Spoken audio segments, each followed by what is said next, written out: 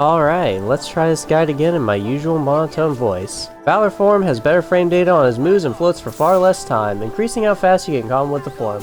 Due to how Valor Form is coded, its basic attacks add 0.5 revenge value for each hit, so I allow the player to continue the combo after the first hit of each basic move instead of the second. With the addition of free movement onto Valor Form, its ground attacks can be cancelled by running or jumping, which oddly makes it better for escaping since its only tool for that really is just its high jump. Unfortunately, Valor Form has this issue where a square mechanic to skip to single target finishers is bad. Normally, you have to hit an enemy to utilize this technique, despite the fact Valor Form has no good options for getting in. But this has been changed, so you can queue up an attack and then use these moves when you would normally be able to combo. Now you can actually attack enemies from a range with the ground slam or dash in with the air move. Those same finishers have also been buffed, with a red glow signifying their activity and change.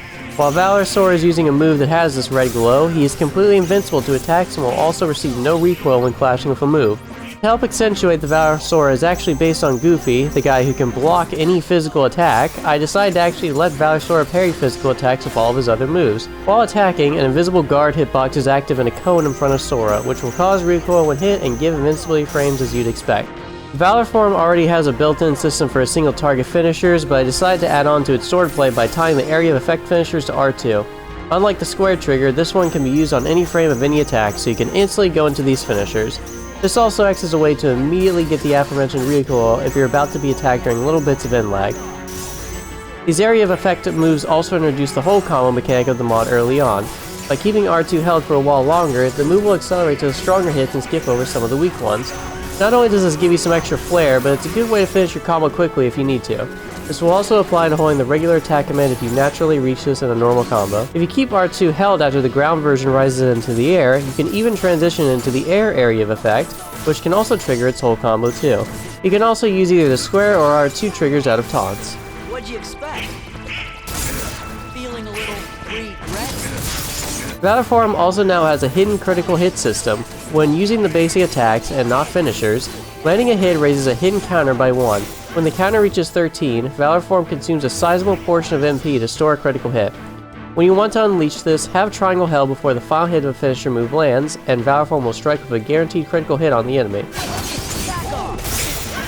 Critical hits ignore resistances, drop HP orbs, and deal damage equal to Sora's max HP, so long as some bosses haven't somehow toggled critical immunity. Still not sure how that one works, but regardless, this gives Valor Form the ability to actually deal damage and kill many bosses even during the desperation moves. Finally, Valor Form has some unique interactions with the Dream weapons. The Dream Sword will enable Valor's guaranteed critical hits to also roll the Gacha Roulette. More info on that is in the dedicated Dream Weapons guide. The Dream Rod doesn't reduce its MP orb drops for Valor Form's multi-hit attacks, unlike most other Drive forms. The Dream Shield will enable Valor Form's attacks that would normally only guard against physical attacks to also guard against magic-based ones. Thank you very much for watching the redone Valor Form Sora guide. I wanted Valor Form to have uses even in the late game, and quite frankly, it's pretty awesome to find techniques with it now and weave through a lot of bosses. Even if not having access to things like Reflect while using it can make the game harder. Hopefully it does justice how good we all remember this form being as button-mashing kids.